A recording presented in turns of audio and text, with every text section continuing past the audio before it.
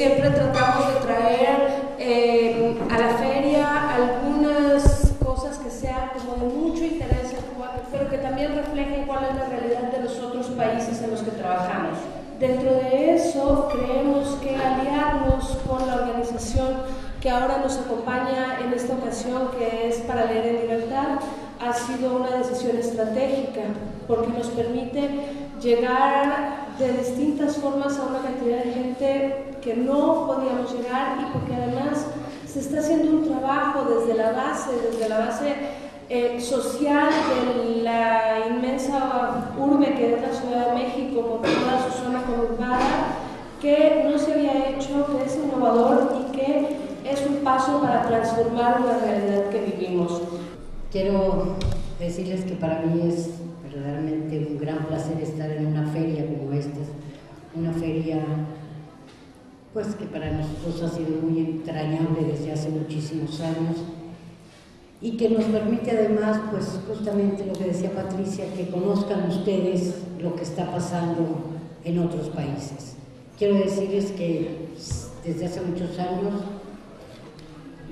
es más, creo que lo que me motivó a dedicarme al fomento a la lectura fue por un viaje a Cuba. Un viaje que hice donde acompañaba a mi marido, donde se formaba la Asociación de Escritores Policíacos Internacional de Escritores Policíacos, que se formó aquí en Cuba, aquí en La Habana, y que de pronto me quedé de ver con él en una librería, y al llegar yo vi un tumulto de gente enorme. Y yo dije, algo está pasando aquí grave. En México, en cuanto ve uno mucha gente, pasa algo gravísimo, ¿no? Y entonces me acerqué y dije, no, la gente está muy contenta, debe de ser alguna fiesta popular. No. Entonces yo me acercaba y yo no entendía qué pasaba. Y lo que pasaba era que salían 3 títulos de novelas policíacas ese día. Y había unas cantidades de gente esperando por comprar el libro, que fue algo que me impactó tanto que yo dije, esto cambia un país. Y bueno, pues más que nada ustedes lo saben cómo cambió el país, ¿sí?, al hacer un país de lectores. Entonces yo, a partir de ese momento yo dije, hay que estudiar el fenómeno cubano, ¿sí? Hay que ver, porque todo el mundo me decía, Paloma, es tan fácil, es que hubo una revolución, ¿sí? Y yo decía, bueno, sí, tienen razón, es cierto, ¿sí? O sea, se lee porque hubo una revolución y se preocuparon por la lectura. Sí, pero también era cierto que al haber la revolución, no solamente abatieron todos los niveles de analfabetismo que había, sino hubo un acompañamiento después de alfabetizar a la gente a que se volviera lector, ¿sí? Cosa que no pasa en ninguno de nuestros países. Y entonces de ahí yo aprendí y dije, esto es el camino y por aquí teníamos que caminar. Un pueblo que lee es un pueblo constructor de pensamiento crítico, un promotor de utopías. Un pueblo que conoce su historia y se apropia de ella, se sentirá orgulloso de sus raíces. La lectura socializa, comparte experiencias e informaciones. Los libros nos permiten entender la razón que nos constituye, nuestra historia, y además hacen crecer nuestra conciencia más allá del espacio y del tiempo que fundamentan nuestro pasado y nuestro presente. La lectura genera mejores ciudadanos. Gracias a los libros aprendemos a creer en lo imposible, a desconfiar de lo evidente, a formar pensamiento crítico, a exigir nuestros derechos, a cumplir con nuestros deberes como ciudadanos. La lectura influye en el desarrollo personal y social de los individuos, y sin ella no hay sociedad que pueda progresar. Tenemos varios programas, pero además tenemos, además de los programas, un plan de publicaciones que, como verán, aquí tienen algunas muestras de lo que hemos estado haciendo. ¿Por qué? Porque pensamos que no se puede pedirle a la gente que lea si no somos capaces de acercar un buen libro a precio accesible a la mayoría de las personas. Tenemos un programa que llamamos Tianguis de Libros. Tianguis de Libros son pequeñas ferias que a veces no son tan pequeñas, pero que son ferias itinerantes de libros que van por toda la ciudad, sobre todo llegando a barrios donde las librerías no existen, donde las bibliotecas no existen, ¿sí? Donde la gente no tiene el acceso a los libros. Siempre en la calle, siempre al paso de la gente, siempre donde la gente pasa normalmente. ¿Por qué? Porque lo que queremos es que la gente se tropiece con los libros, ¿sí? Pero siempre en estos diarios van acompañados, ¿sí?, de una programación donde siempre hay alguna actividad artística, hay música, hay teatro, hay performance, hay presentaciones de libros y siempre acompañados de debates políticos, de conferencias, de tertulias, donde se tocan los temas de actualidad que en ese momento la gente está muy interesada en saber y además pues ponernos un poco al tanto de lo que se está produciendo en literatura. Además, en cada uno de nuestros actos, en cada uno de nuestros tianguis y demás, y en todos los demás programas que hacemos, pedimos donaciones de libros. Donaciones de libros que van a parar a bibliotecas comunitarias. Allí en las comunidades donde no tienen un solo libro, donde los niños no tienen un solo libro de apoyo para hacer sus tareas, donde no hay una sola novela que la gente pueda disfrutar de leer, ¿sí? Formamos pequeñas bibliotecas comunitarias. Quiero decir que a la fecha llegamos a algo así como 25 bibliotecas comunitarias formadas solamente a partir de las donaciones de libros. Hacemos también los remates de libros. Este es un programa muy interesante que para ustedes sonará verdaderamente absurdo, ¿sí?, y vergonzoso, ¿sí?, porque resulta que las editoriales, después de que un libro ya ha pasado por venta, ya ha pasado por oferta, por todo eso, se lo llevan a las bodegas, sale de circulación y lo llevan a unas bodegas que les cuesta carísimo mantener, ¿sí?, pero que además siguen siendo activos fiscales, lo cual quiere decir que siguen pagando impuestos por esos libros. Entonces, ¿qué es lo que ha hecho la industria editorial? No solamente en México, quiero decir que hay muchísimos países que lo están haciendo, es que trituran los libros.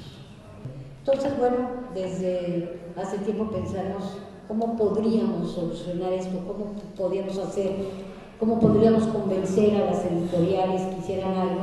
Y entonces nos ocurrió pues, que, bueno, si les poníamos a las editoriales las mejores condiciones para que pudieran sacar a la venta todo lo que tienen en bodega, ¿sí?, sin que les costara a ellos casi nada, pues podrían ponerlos a precio realmente de remate. Y quiero decirles que así hemos hecho 3 remates.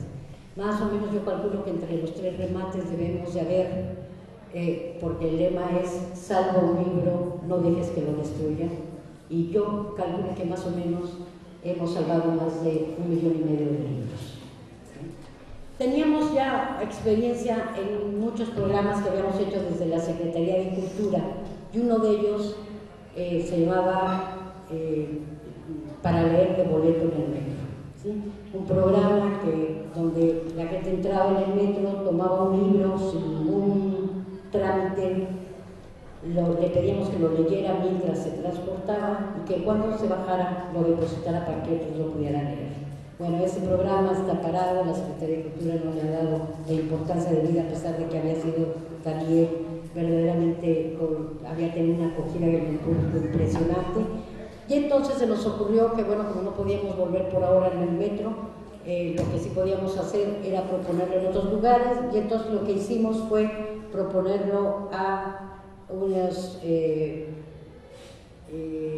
transportes foráneos, ¿sí?, que se llaman ADO, ¿sí?, que viajan de México a Puebla y de México a Jalapa, que son 2 ciudades que están a 3 y a 4 horas de la Ciudad de México, y donde ya hemos hecho 3 antologías con ellos, ¿no? 3 antologías literarias con textos de cuentos cortos, crónicas, hasta poemas y hasta obras de teatro en acto. Hemos hecho 3 remates de libros, uno en Iztapalapa, que es una de las zonas más deprimidas económicamente y más complicadas de la Ciudad de México, y 2 en la Alameda del Sur, que esto es en el sur, pero en el sur profundo de la Ciudad de México. Una feria internacional en Azcapotzalco. Hemos publicado 32 libros con 13 reimpresiones que se han regalado, porque todos estos libros que hacemos se regalan después de una conferencia, de un debate, de una tertulia. Nunca se regalan así como así, sino se van regalando con la gente que esté interesada en el tema, que está ya enganchada con esto, y hemos regalado más de 100,000 libros en 2 años. Se han entregado 26 bibliotecas comunitarias, hemos realizado 85 viajes, se han hecho 60 lecturas y conferencias en comedores comunitarios. Como siempre, después de cualquier conferencia que nosotros organizamos, se regalan libros. Entonces hemos traído desde la Ciudad de México, a través de la Fundación Rosa Luxemburgo, una cantidad de libros que se les serán regalados a ustedes. Entonces, pues yo les agradezco mucho que me hayan escuchado. Un elemento que muchas veces es ignorado por el mercado tradicional del libro es el papel del librero. O sea, el librero muchas veces se reduce únicamente a la persona que alcanza y cobra el libro. Y creo yo que existen en muchos países personas que ejercen su oficio como una vocación y que gracias a la labor que realizan también hacen parte de esa transformación del público lector y del mercado. Quiere decir que cuando un librero se apropia de una horizonte de lecturas de ciertos autores, de ciertos temas, puede recomendarles y hacer que un libro aparentemente ignorado o infravalorado se convierta en un suceso. Entonces quisiera saber cómo y cuál es la participación que tienen ustedes de los libreros en su brigada y en su proyecto. Ante todo, yo agradecer el hecho de que tenga la oportunidad de participar aquí con ustedes y escuchar esto que están haciendo, y sobre todo la fabulosa idea de llevar adelante esta brigada, de la Brigada para Leer en Libertad.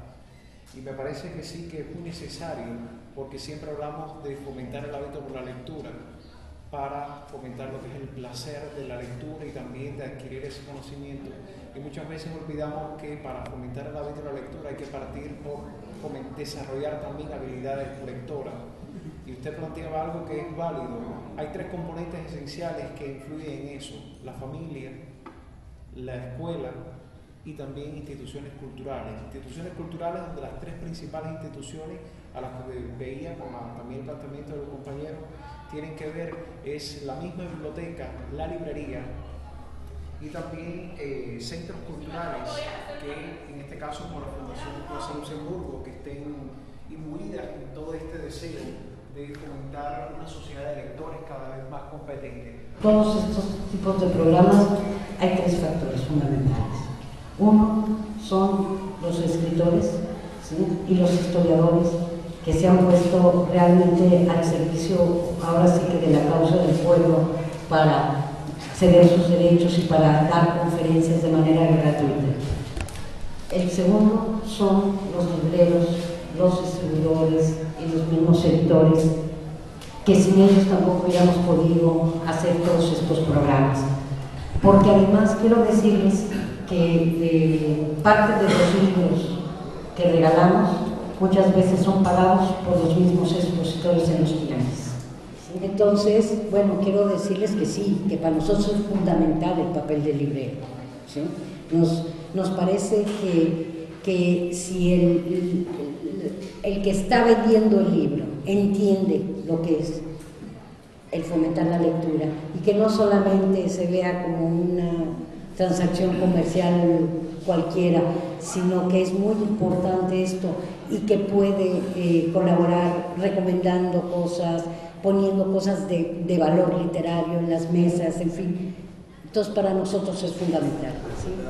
De repente, contando, parece ser un proyecto cuya carga política está ahí, pero es central. Estamos incidiendo en un movimiento social en auge creciente y trabajamos con el movimiento. Y la gran sorpresa es quienes hemos incorporado a la lectura en estos 2 años, a la lectura en términos críticos, a la lectura de reflexiones sobre el pasado, sobre la historia, sobre la lucha, sobre la tradición, sobre la identidad política de una sociedad. Y es curioso, los mayores éxitos los hemos tenido, hemos cambiado la manera como lee la Ciudad de México en 2 años, pero el sector impactado son adultos entre 40 y 60 años.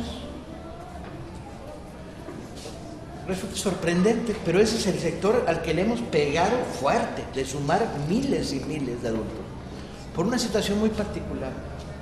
Adultos entre 40 y 60 años que tienen la habilidad de leer, pero que dejaron de leer, porque la vida no les dejó leer, porque trabajaban jornadas largas, porque tenían hijos que educar, y de repente encuentran la posibilidad de reencontrarse con la lectura, porque conectan con los temas, con las ideas, con las propuestas. Y es el sector que se ha impactado más fuertemente. Y el segundo sector son los estudiantes de enseñanza media, no superior, sino media, donde al llevar el mensaje de aquí hay subversión, hijos míos, esto es la subversión, es lo prohibido, reaccionan contra las mecánicas tradicionales de la lectura obligatoria para descubrir la lectura subversiva por placer, la lectura que inquieta, la idea del cambio. Son los 2 sectores donde hemos pegado con tubo, en plena plenitud. Y es muy curioso porque uno, antes de haber empezado los proyectos, hubiéramos podido apostar que íbamos a impactar mucho más fuertemente en los estudiantes de educación superior, ¿no? Y no es cierto. El gran impacto ha sido en estas clases urbanas populares, clases bajas, proletarias, y clases medias bajas, por un lado, de manera espectacular, y en estudiantes de enseñanza media. Y es muy curioso, yo creo que la brigada todavía no ha tenido capacidad para hacer una reflexión sobre esto, porque no puedes hacer una reflexión si tienes 16 actividades por semana promedio. Bastante haces con organizarlas, pero en algún momento tomaremos un descanso y haremos una reflexión para extraer las enseñanzas de esta experiencia político-cultural, que son riquísimas desde el punto de vista de la interacción cultura y política. Nos falta madurar, no sé cómo lo sentiste tú misma ahora al leerlo, nos falta madurar la riqueza de todo esto. Ahí hay claves fundamentales en la transformación de los países en América Latina. Sí, lo que pasa es que yo creo que todavía es muy pronto para hacer una valoración real. Creo que tenemos como ciertos índices que nos van mostrando como qué es lo que estamos haciendo y por dónde vamos, pero que tampoco tenemos los suficientes elementos para hacer una valoración más en grande, ¿no? Bueno, quiero decirles que Paco Ignacio Taibo II, que es el que acaba de hablar, forma parte de la Brigada para Leer en Libertad, al igual, y que me lee en las noches cuando está medio dormido, y Marina Taibo, que está aquí, y Daniela Campero, que tiene que levantar la mano para que la gente lo vea. Somos los 4 de la brigada que vinimos aquí a la feria, los demás nos dejamos trabajando en México, y bueno, pues yo quería presentárselos para que supieran también quiénes somos.